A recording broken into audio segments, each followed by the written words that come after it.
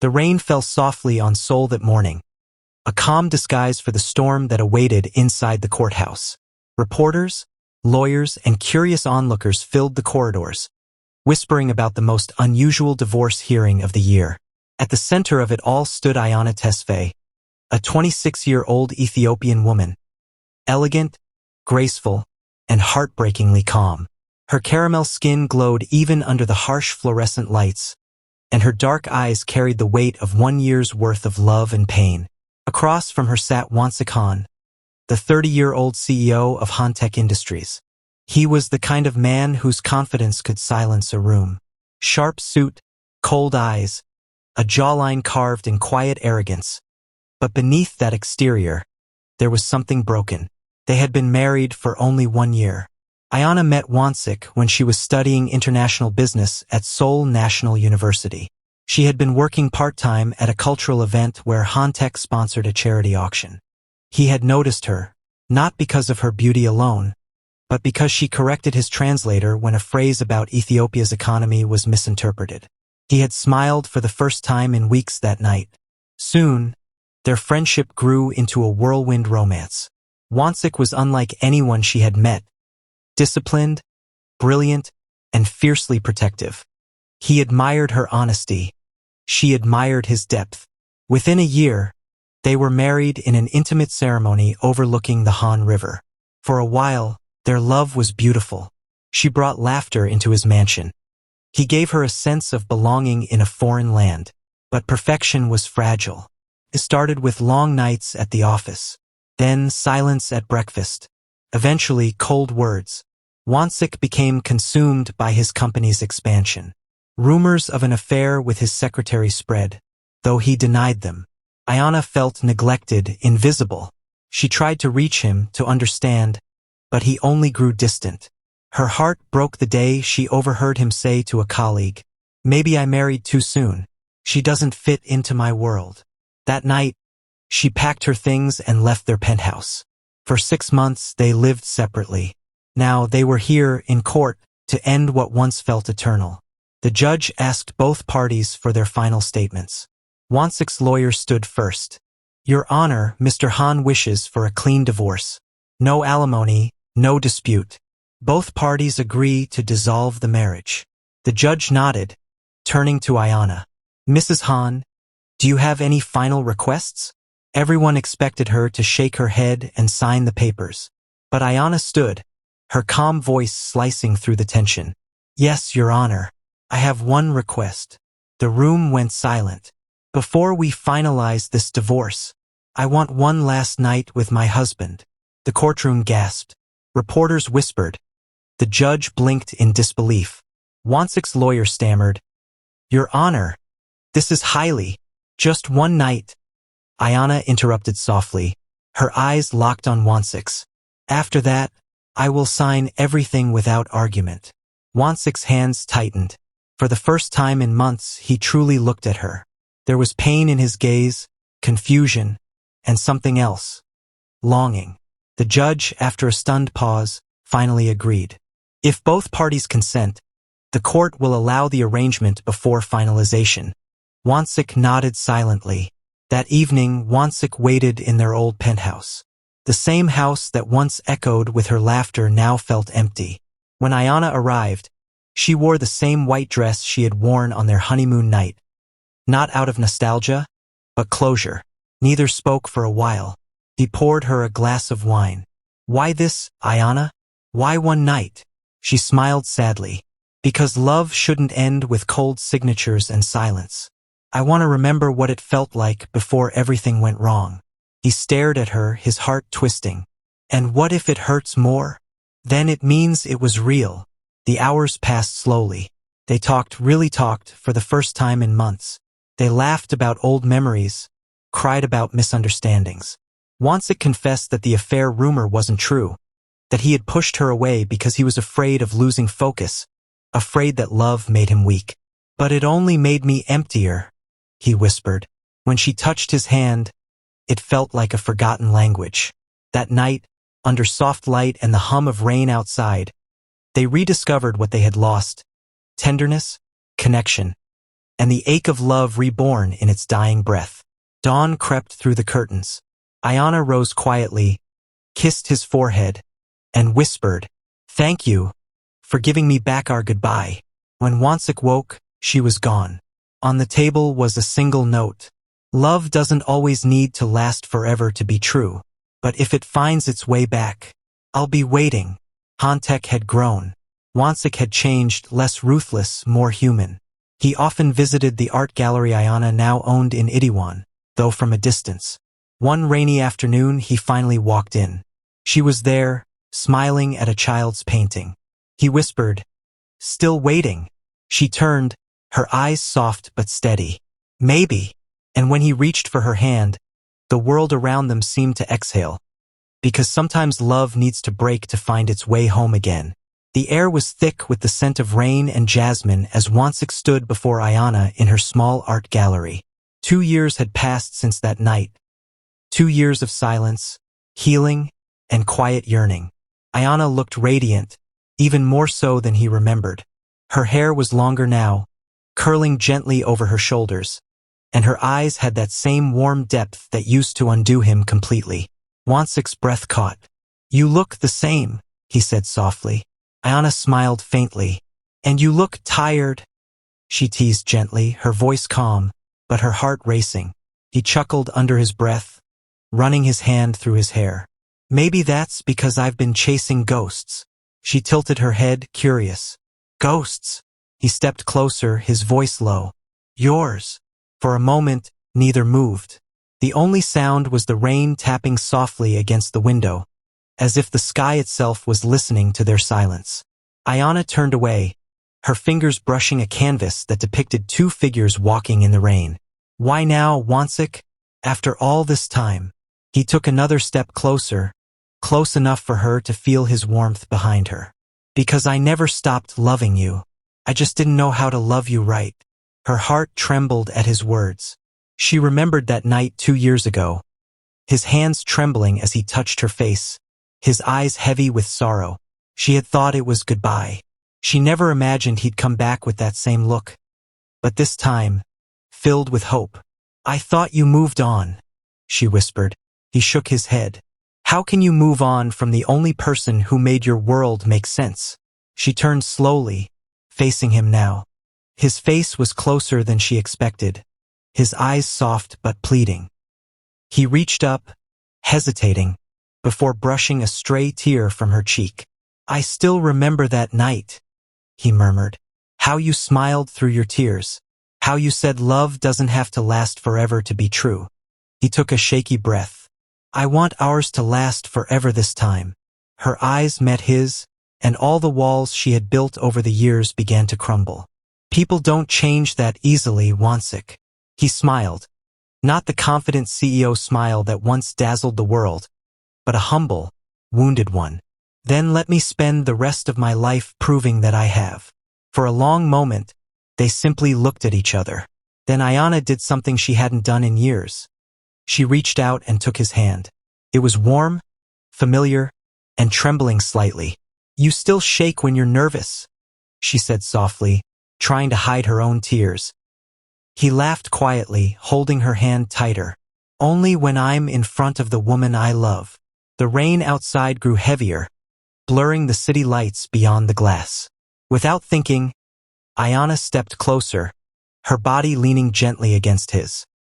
He wrapped his arms around her waist, afraid that if he let go, she would disappear again. They stood there in silence. No grand promises, no desperate pleas. Just the quiet rhythm of 2 hearts remembering how to beat together. Then, as the thunder rolled softly in the distance, he whispered against her hair, "Come home with me, Ayana. Not the penthouse, not the company. Just me. Let me love you the way I should have from the start." She looked up at him, her eyes glistening. "And if I get hurt again?" He leaned down, his forehead resting against hers. "Then I'll be the one to bleed first." Her heart gave in. Slowly, she lifted her face, and their lips met, gently at first, then deeper, as if the world itself had paused to give them another chance. The kiss was slow, tender, full of all the words they couldn't say. Forgiveness, longing, homecoming. When they finally pulled apart, Ayana smiled through her tears. "You've changed, Wansik."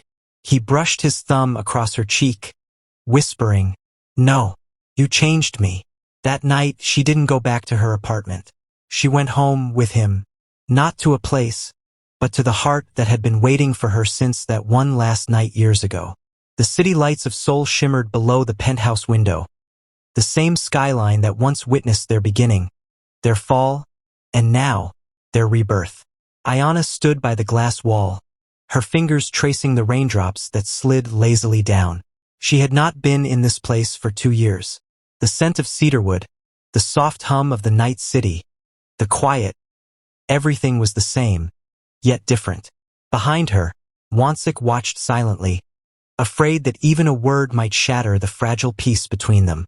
He couldn't believe she was there, that after everything, she had chosen to come home with him. "A lot has changed," he said finally, his voice soft, almost uncertain. She turned slightly, her eyes gentle. "So have we." He smiled faintly. "I had the kitchen remodeled. I thought maybe you'd come back one day." Her lips parted slightly, her heart trembling. "You kept this place ready?" He nodded. "Every morning, I made 2 cups of coffee. One for me, one for the memory of you." Her breath caught. Wansik had never been a man of poetry, but his quiet honesty now was more beautiful than any verse.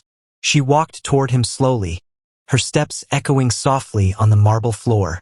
"You really waited, didn't you?" He met her eyes, eyes that once saw through every layer of him. "I never stopped." For a moment, the space between them filled with a silence that pulsed with unspoken emotion. Then Ayana smiled faintly, her voice trembling. "Then maybe it's time to start again." He exhaled shakily, stepping closer, his fingers brushing against hers. The touch was soft, hesitant, the kind of gentleness that only comes from deep regret and deeper love. "Can I hold you?" he asked quietly. She nodded. He pulled her close, his arms wrapping around her waist. Her body fit against his as if it had never left. She rested her head against his chest, hearing the familiar beat of his heart. Steady, strong, and achingly real. Neither spoke for a long while. The rain continued its soft rhythm outside, the world beyond their glass wall fading into a blur. Then he whispered, "You were the best thing that ever happened to me, Ayana. I just didn't know how to protect you without losing myself. I was afraid of love because I didn't understand it." She lifted her head slightly, her voice barely above a whisper. "And now," he smiled faintly, "now, I'm afraid of life without it." Her lips curved into a soft, tearful smile. "You really have changed." He shook his head, brushing his thumb over her cheek. "No, love, you changed me." Slowly, his lips found hers, gentle, reverent, tasting of apology and rediscovered desire. She kissed him back, her fingers threading into his hair, drawing him closer. Every touch was slow, every breath deliberate, like 2 souls learning each other again after years apart. The world fell away. No courtrooms, no misunderstandings, no distance.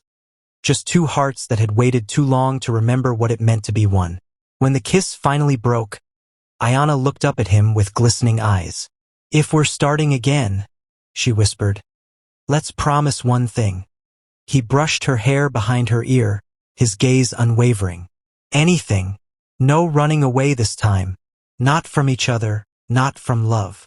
He smiled, that same boyish, sincere smile that once made her fall in love. "Deal."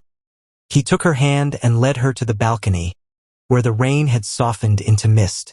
The city sparkled below them like scattered stars. Ayana leaned into him, her voice calm but filled with quiet certainty. "It's strange, isn't it? How love can break us, then make us whole again." He kissed the top of her head and whispered against her hair, "That's because real love never really ends. It just waits for us to be ready." That night, they didn't need promises or passion dressed in haste. They needed peace, the kind that comes when 2 hearts find their way home again. In his arms, Ayana closed her eyes, finally at rest.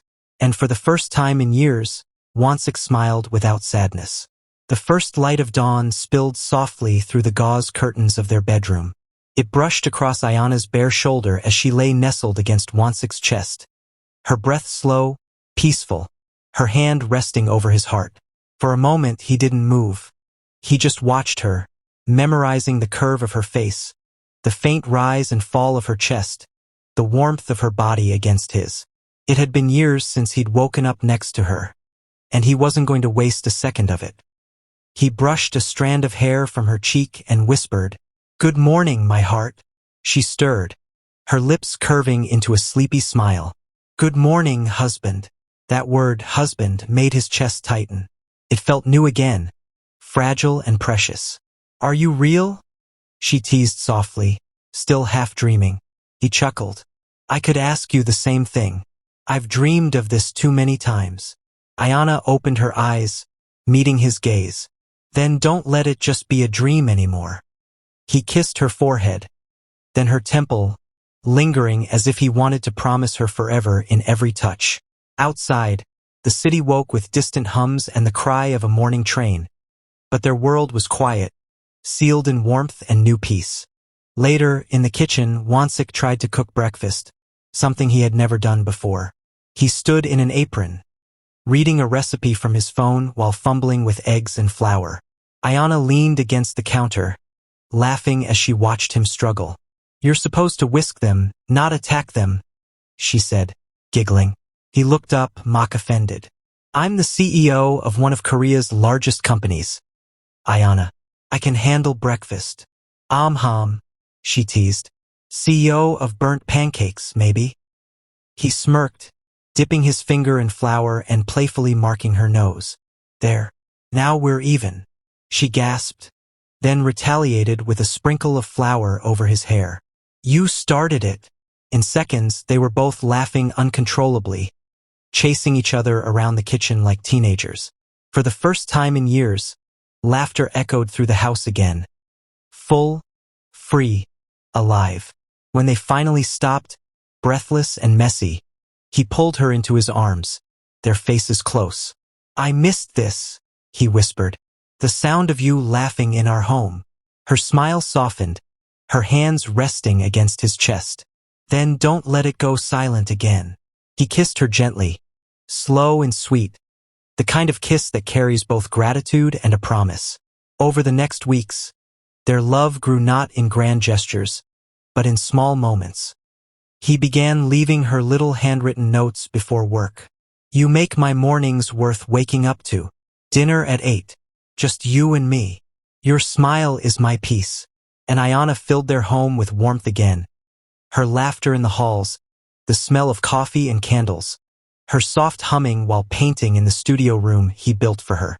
Every evening, Wansik would come home earlier than before, his business suit traded for softer clothes, his phone left behind in the living room.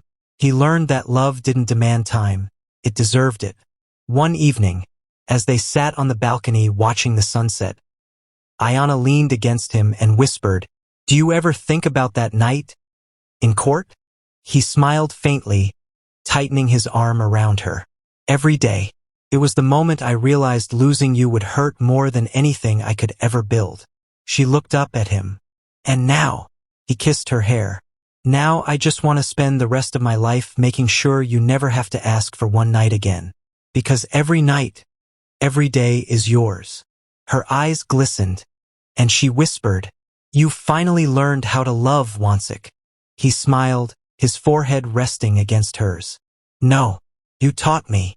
The sun dipped below the city, painting the sky gold and crimson, and as the wind brushed gently against them, Ayana felt something she hadn't felt in years home. Not in a place, but in the man who once lost her and fought to find her again. Their love was no longer the fire that burned recklessly. It was the steady flame that warmed, patient, forgiving, unending. The first snowfall of the season had begun to fall over Seoul, soft, delicate, like memories descending gently from the heavens. The city glowed beneath the white veil, and in the heart of it all, on the terrace of a quiet rooftop restaurant, Wansik and Ayana sat together, celebrating 1 year since they found their way back to each other. The table was simple but beautiful. A glass vase of white roses, 2 candles flickering softly, and a plate of chocolate-covered strawberries, her favorite. Ayana sat wrapped in a warm cream shawl, her curls glimmering with the touch of snowflakes. Wansik couldn't take his eyes off her. It wasn't just admiration. It was reverence. The awe of a man who knew how close he had come to losing his soul. "You're staring again," she said with a shy smile. He smiled back. "I've had years to make up for." Ayana laughed softly, shaking her head. "You're impossible." He leaned forward slightly. "And hopelessly yours." Her heart melted. Even after everything. The pain, the silence, the healing. His words still had the power to make her blush like the first time he said "I love you." They ate slowly, talking about simple things, her gallery's new exhibit, his plans to open a charity wing for underprivileged artists, the possibility of traveling back to Ethiopia together next spring. For the first time, they weren't rushing. Their love had learned the beauty of quiet moments. When dinner ended, Wansik stood and reached into his coat pocket. He knelt down and Ayana froze, her breath catching in the cold air. "Wansik," she whispered. He smiled, his voice low but steady.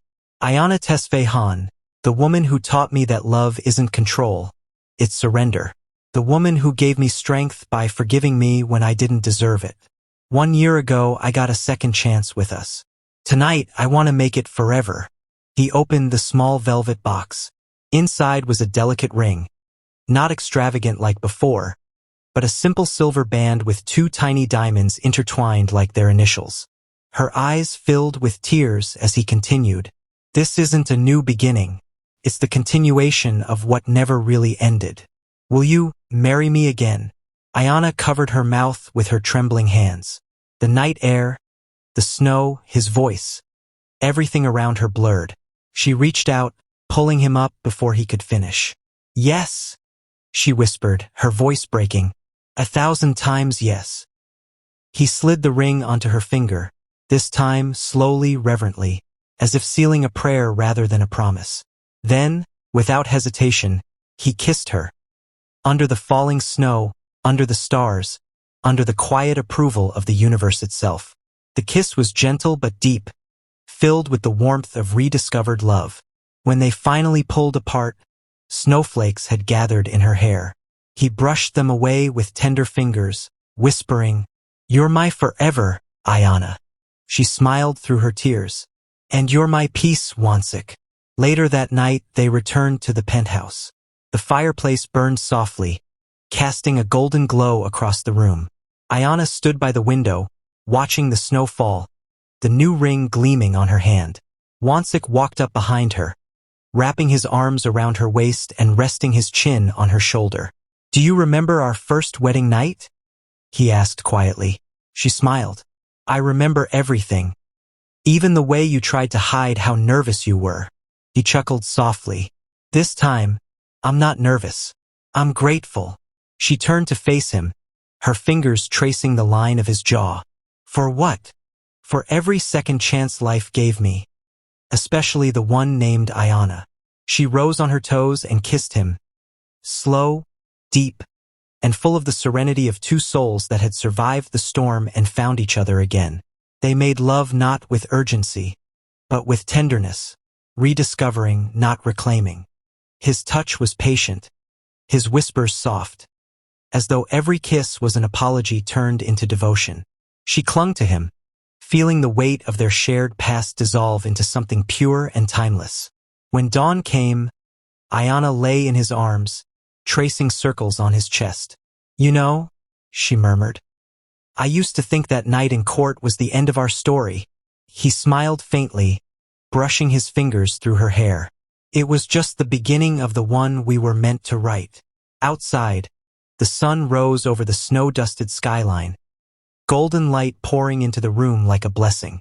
Ayana smiled against his chest, whispering softly, "Then let's keep writing, Wansik, until forever ends." He kissed her forehead, his voice tender and sure. "Forever won't end, my love. Not for us." And as the city woke beneath the warmth of a new day, their hearts beat in unison. No longer two souls bound by pain, but one love reborn through grace, forgiveness, and endless devotion. In the quiet morning light, surrounded by warmth and love, Ayana and Wansik learned the truest meaning of forever. Not in perfection, but in persistence. Not in vows spoken once, but in love chosen again and again. The golden sun of Addis Ababa spilled across the highlands, bathing everything in warmth and quiet majesty. The wind carried the scent of coffee beans and blooming acacia trees, the heartbeat of Ethiopia. Ayana stood at the balcony of her family's home, her shawl fluttering gently, her heart full. Beside her stood Wansik, his arm wrapped around her waist, watching the horizon where mountains met the sky. He had never seen anything so beautiful. Not just the land, but the way Ayana belonged to it. The way the morning light kissed her brown skin. The way her eyes softened when she looked at home. "This place," he murmured. "It feels alive, like it's breathing love." Ayana smiled, leaning her head against his shoulder. "It's where my heart began." He turned to her, his voice gentle. "And now it's where ours begins again." She looked up at him, her eyes shimmering. "You've changed, Wansik. The man I met years ago wouldn't have said that." He smiled softly. "The man you met years ago didn't know what love really meant. You taught me that love isn't power, it's peace. It's not possession, it's patience."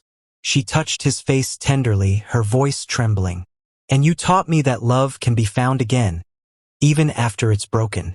They stood in silence for a while, watching children play down the dusty path, the sound of distant laughter echoing through the hills.